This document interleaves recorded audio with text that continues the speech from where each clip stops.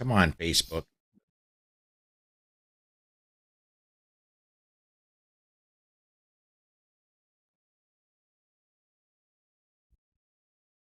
Hey everyone, welcome to another edition of The Bullet. My name is Paul Lathrop. I'm the Deputy Director of New Media for the Second Amendment Foundation. Joining me today, Dan Waz, the man behind the Loaded Mic uh, internet broadcast, also the author of the Good Gun, Bad Guy series of books. You can see them right behind him there. Dan, thanks for joining us today, man. Hey, it's always a pleasure, Paul. The conversations are always great. So, thanks for having me. Absolutely. Absolutely. So I want to get started. And what caught my eye this morning was an article you wrote. And we've been talking about this a little bit the past few days. It's official now. Florida is out of the running for getting constitutional carry this year. They're going to have to wait at least one more year to get constitutional carry or open carry or really any more freedom in gun laws. Um, and you wrote for AmmoLand, you wrote a piece that kind of went in depth into why that didn't happen in Florida this year. Could you share a little bit of that for us? Yeah, it's pretty interesting.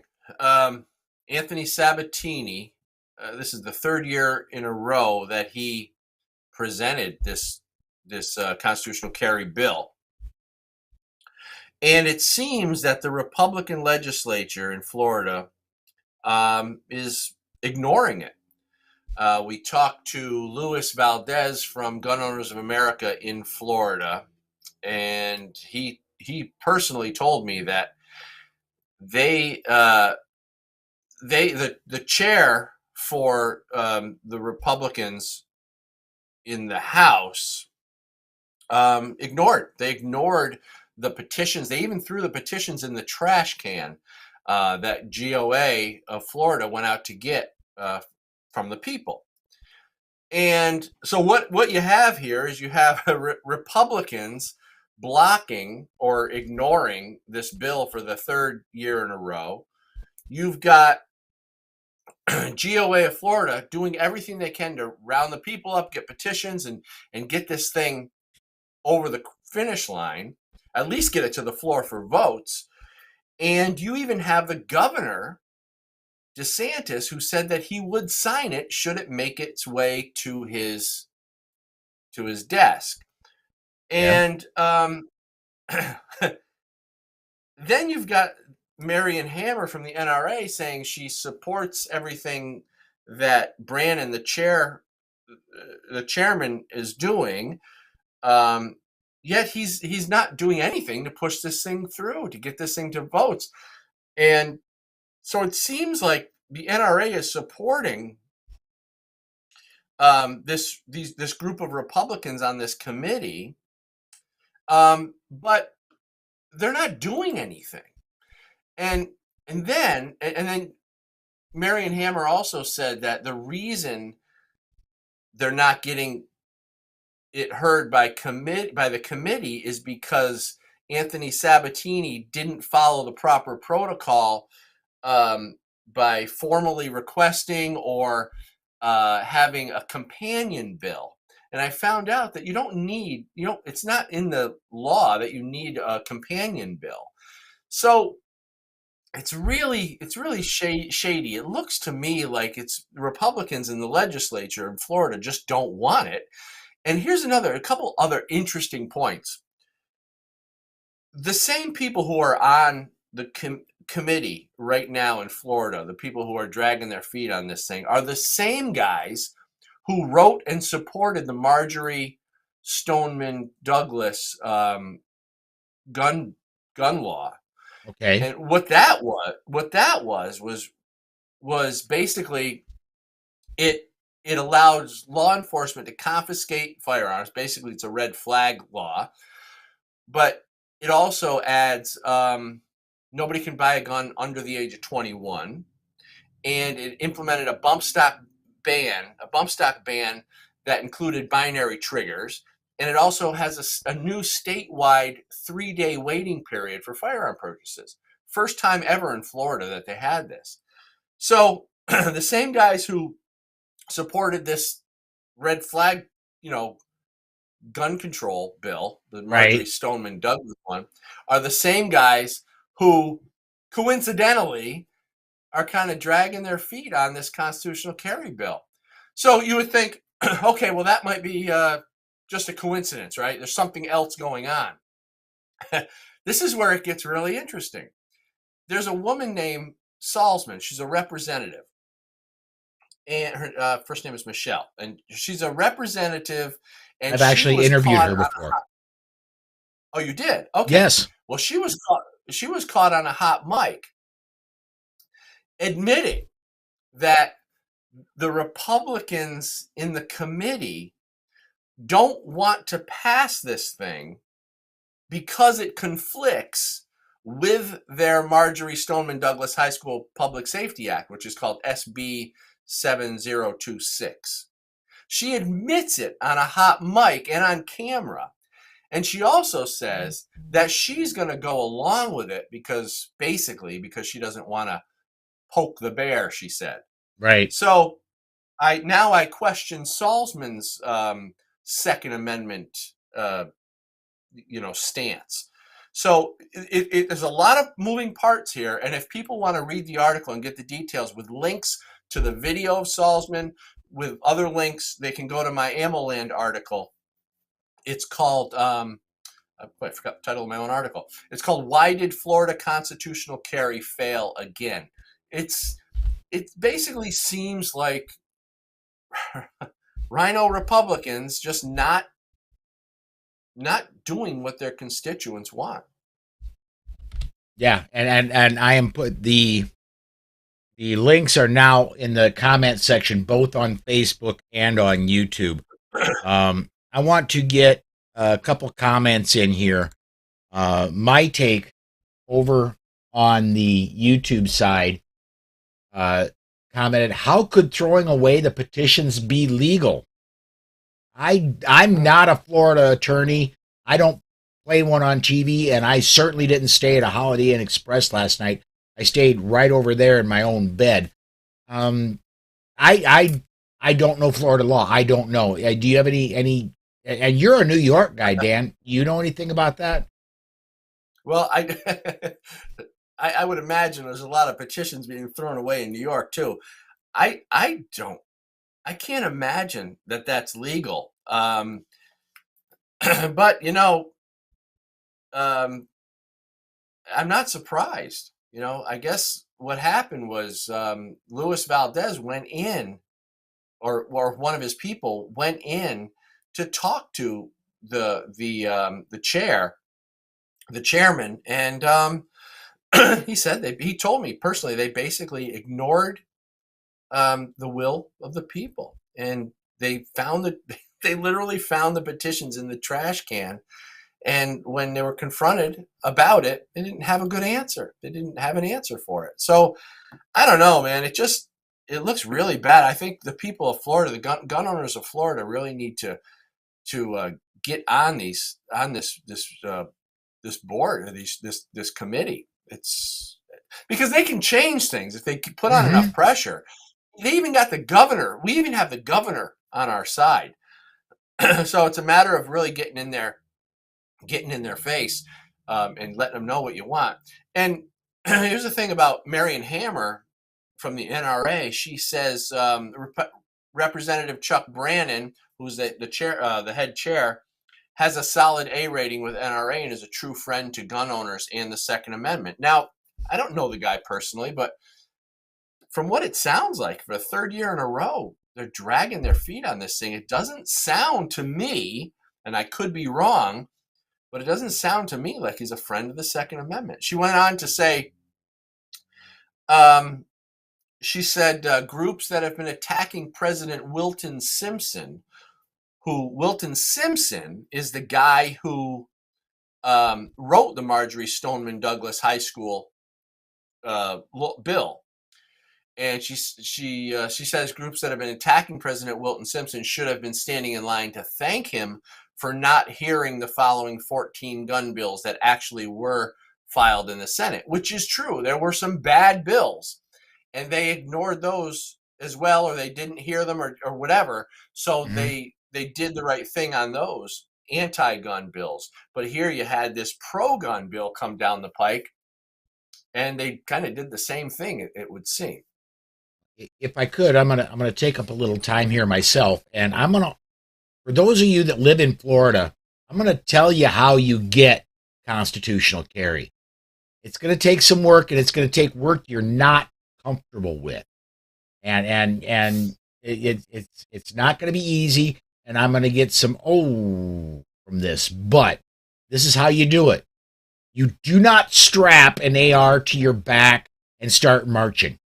What you do is you go talk to your neighbors. You be nice. You become friends with your neighbors. You become friends with a lot of your neighbors. And then you start running for state office. You enter a primary.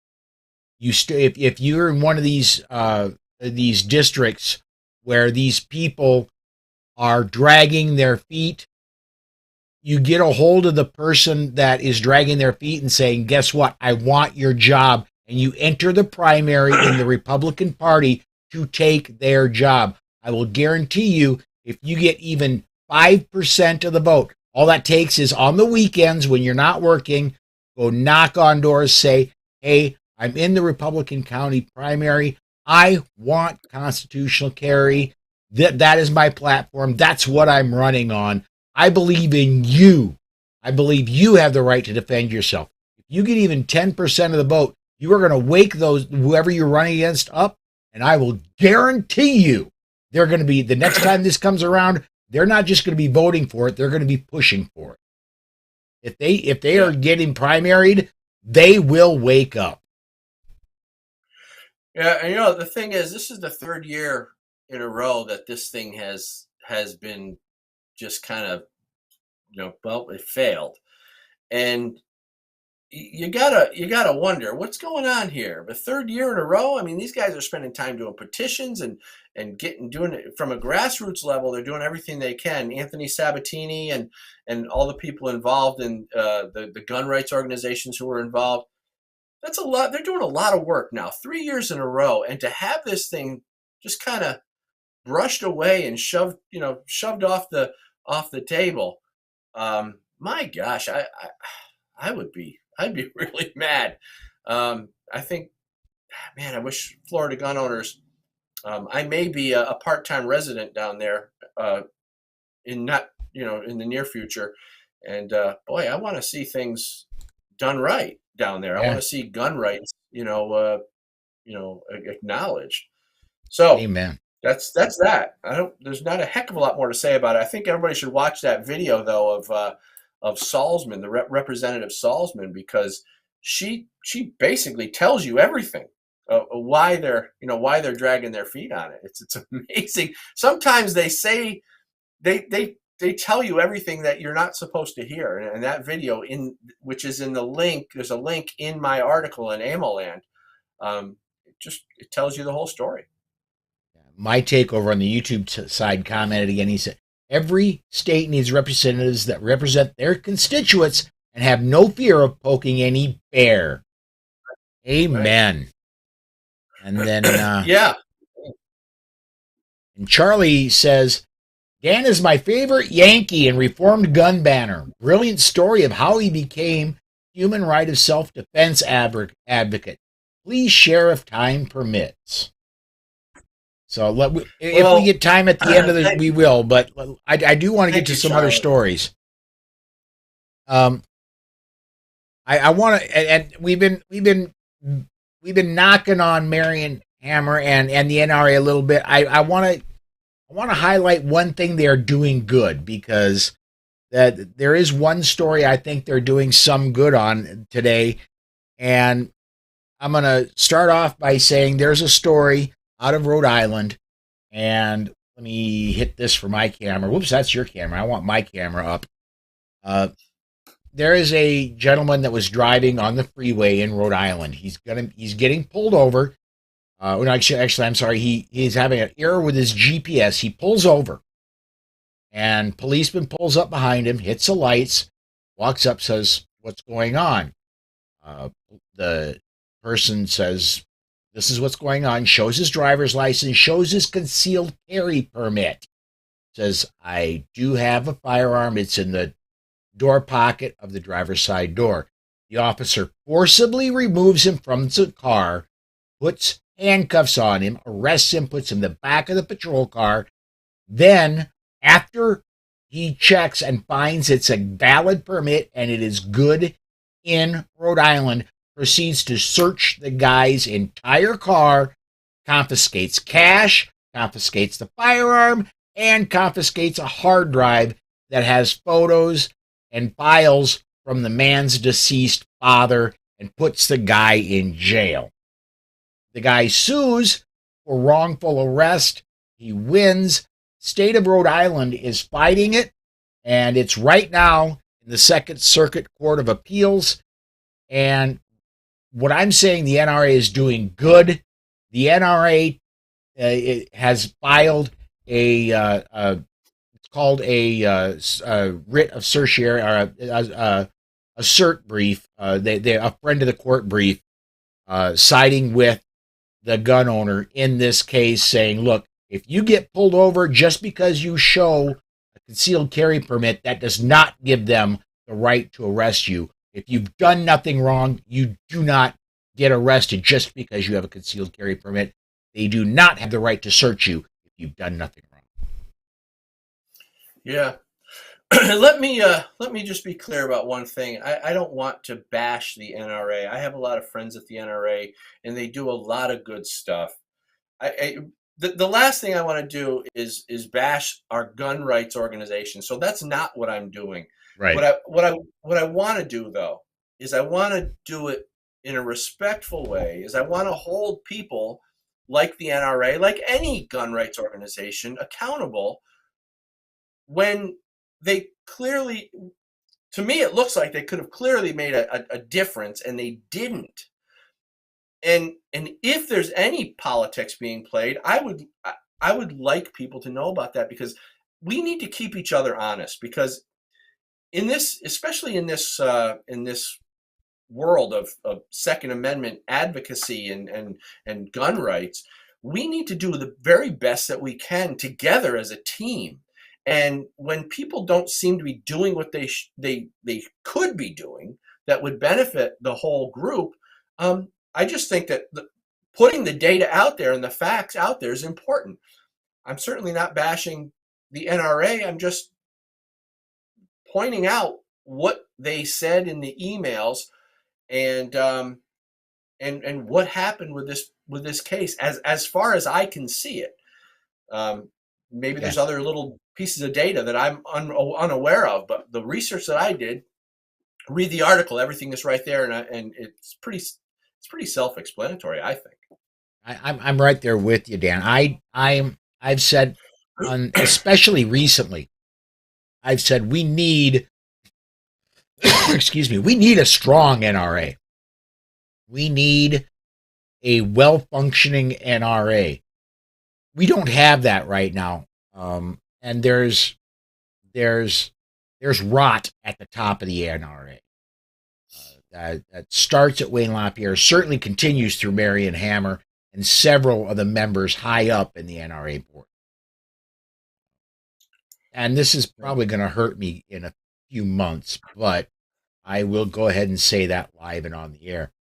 Well, you But know what, Paul? We shouldn't be worried about people like you and me shouldn't be worried about the politics of this whole thing. Our intentions are good yes, to preserve our Second Amendment. And the last thing that I want to do is play politics or play, political correctness to try to protect somebody over some issue. I think we can do this and hold each other accountable. Hey, if I screw up, I expect you to tell me when I screw up, mm-hmm. and because that's the only way we're gonna lift everybody up here. So yeah. I certainly don't want to get in the rut where we're playing politics and political correctness and all that crap. We can't afford to do that. Yeah, I agree. I agree. My plan is uh, come the end of the a good friend of mine, good friends of mine, Brian and Shelley Hill, down in the Atlanta area, are having the meet and the ladies meet and mingle. Susan is going. I'm going down there to cover it in the middle of May, and then the week after that is the NRA annual meetings. My plan is to go there as media, as long as I can get a media badge. I might have just ruined that, but my plan is to go to the NRA annual meetings this year and cover it as media. Do a lot of broadcasts down there uh, from the NRA annual meetings and bring stories out of the NRA annual meetings and report on what's going on to the best of my ability. That is in Houston. That's Memorial Day weekend. We'll see what goes on. I'm going to my as my job demands, my primary duty is to the truth. My primary duty is to let people know what's going on and not to spin it for the SAF, not to spin it against the NRA, not to spin it at all. Just to let people know what's going on and That's try to right. keep my opinion out of it. And I do that to the best of my ability, but sometimes that's extremely difficult. So, Well, and if it wasn't for the NRA or GOA or Second Amendment Foundation and these groups, we wouldn't have the opportunity to speak. I mean, you know how many times I was on NRA TV with Grant Stinchfield, Dana Lash, mhm. Cam Edwards, and they gave me the platform to talk about this stuff and get information out that I had that maybe other people didn't have. I've never been one to bash them. I think the NRA is fantastic for so many reasons.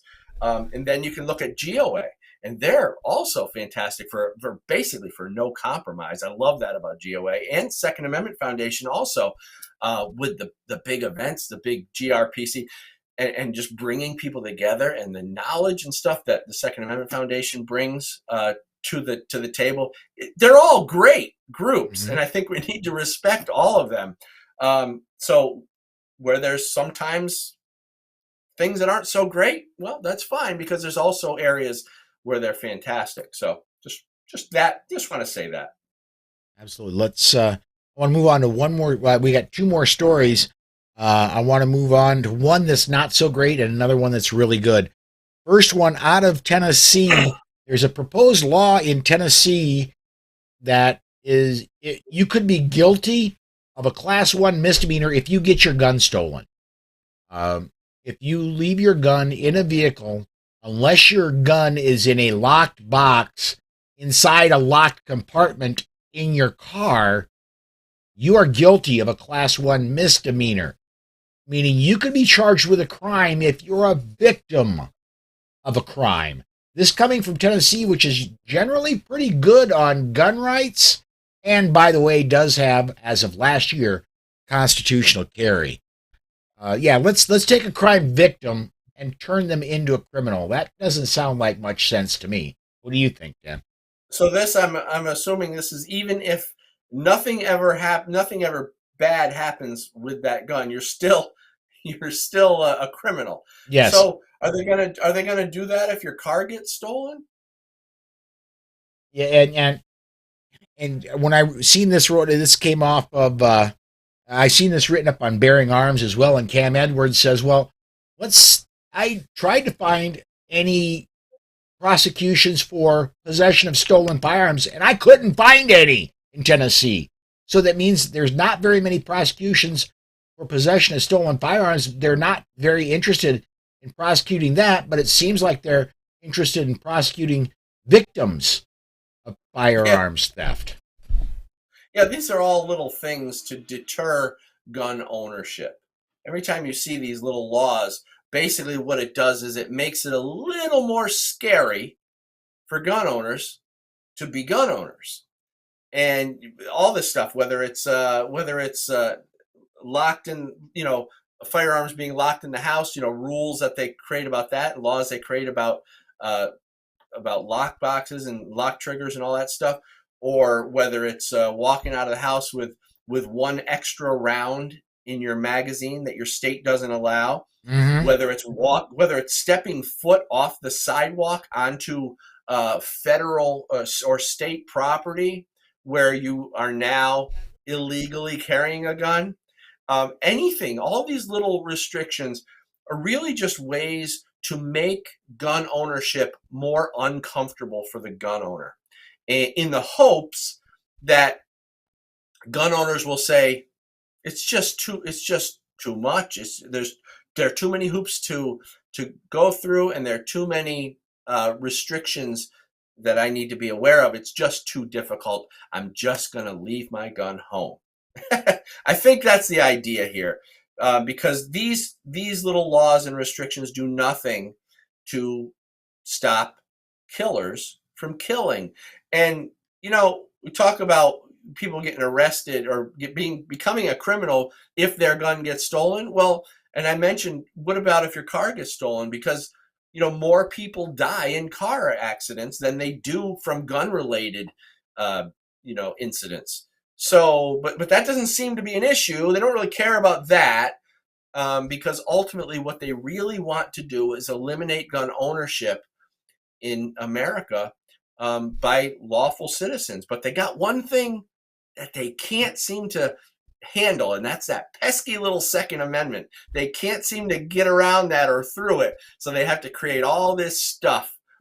It's preposterous. It's ridiculous. The more you get into this conversation, the more you realize what they're actually trying to do with these stupid little ridiculous laws.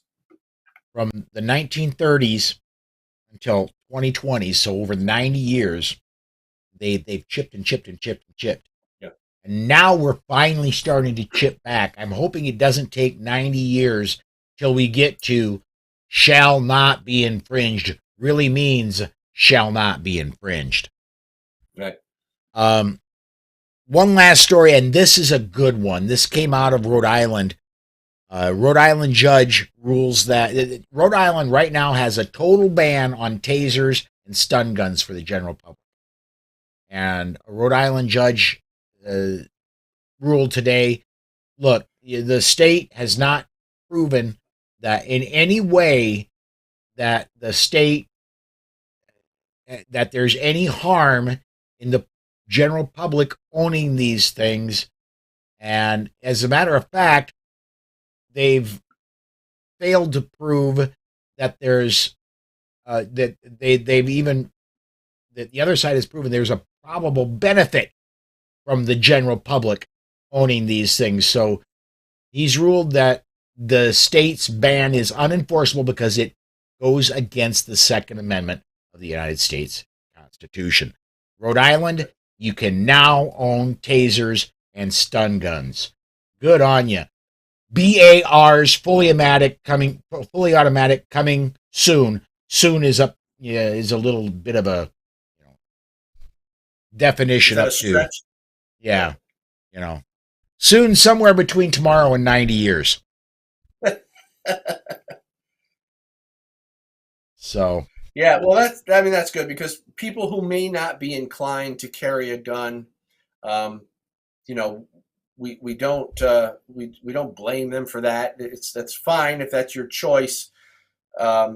It's good to have another alternative, and I know there's some people in my life that don't carry a gun, and I'd want them to be able to protect themselves. So that's good. Tasers, and some people prefer pepper spray or whatever. Right. I don't know really how effective that is, but it may give you a little time, to run, I suppose. It also may just aggravate your attacker even more. I don't know. I've never used it. There's pros and cons. And I mean, and if you're going to carry a taser, if you're going to carry pepper spray or OC spray, as a lot of people call it, if you're going to do that, please take a training course, because you do not want to pepper spray or OC spray somebody inside a vehicle.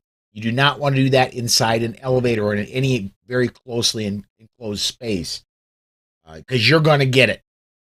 There's if you're using a stun gun as opposed to a taser, that is a contact weapon. Probably not too advisable to do that if the other person has a knife, because unless you are very good at what you do and make an immobilizing hit right away, they still may have control of that knife. And if they're really good at it, you're in really big trouble. But I want to get a couple comments in here, and we're long on the segment. Big shock. Let me get this comment up here. Did Alan Corwin get Tennessee legislation passed? He wrote to hold businesses accountable, to get business gun banners accountable for shootings in Tennessee business. Brilliant legislation, I think, was passed. Can you all confirm? Charlie, I'm right there with you. I think it was passed. I think it was passed 2 years ago, but I would have to do I'd have to do a search on it. I don't know off the top of my head right now, but I do seem to remember that it did pass a couple of years ago. Yeah, I can't confirm that either. I'm looking right now, and I'd just be hypothesizing here. I can't confirm it. And I want to bring, and I'm gonna see. I gotta. This is not something I normally do when I'm on the air, so I've got to see if I can get this one up here. That's not it.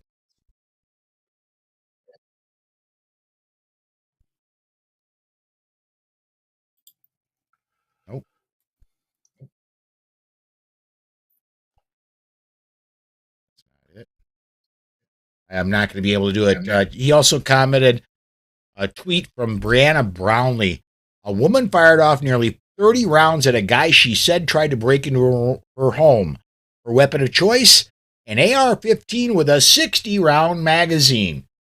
Well, that's not a common size magazine for a AR, but and honestly, I'm going to say, let's get some training and let's get your marksmanship skills up, because 30 rounds, I would hope 28 or 29 of those would strike their target.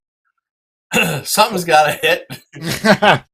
and as one of my mentors, Masada Yub, says, every round has a lawyer attached to it. That's a lot of lawyers out there. So, yeah. Anyway,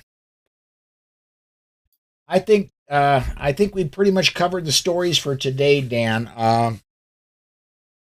I think we should go ahead and shut it down from here. But I want to thank you, man, for taking time and great job on that Florida story. You did a lot of in-depth research for that.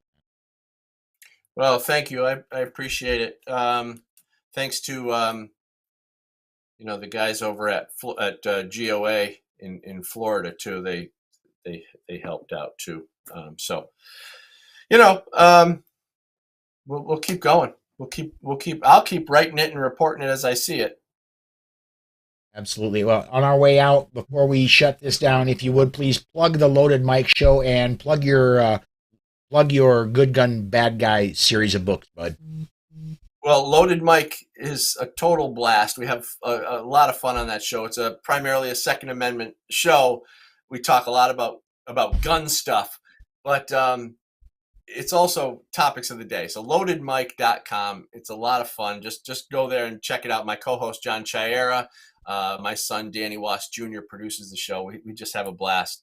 And Good Gun Bad Guy, my book series, 3 books out now. and it's goodgunbadguy.com, and working on book number 4. And the audiobook versions will be available soon on Audible. So goodgunbadguy.com and loadedmike.com. So thanks for having me, Paul. As a former trucker who has quite literally hundreds and in the high number of hundreds of audiobooks in his Audible account, one of these days I might want to shut that off, so I quit getting one book a month because I don't listen to them as often as I used to. I love audiobooks, and I consumed them a huge amount when I used to drive every day. Loved listening to audiobooks. So I'm usually pretty busy during the day, but what I do with audiobooks is if I need to learn something about a specific topic, I usually listen while I sleep. And they say that you can still download that information even while you're sleeping. So audiobooks are great. But yeah, so that'll be soon, very soon. Good Gun Bad Guy on Audible. All right. Well, again, Dan, thanks again, and we'll be talking to you again soon, man. Thanks, pal. Appreciate it. All right, folks. If you would, please come join us again at 5 p.m. Central Time tomorrow and Friday for more Daily Bullet, and come join us at noon on Saturday for the weekend show. That's going to do us for today. Come back and join us tomorrow.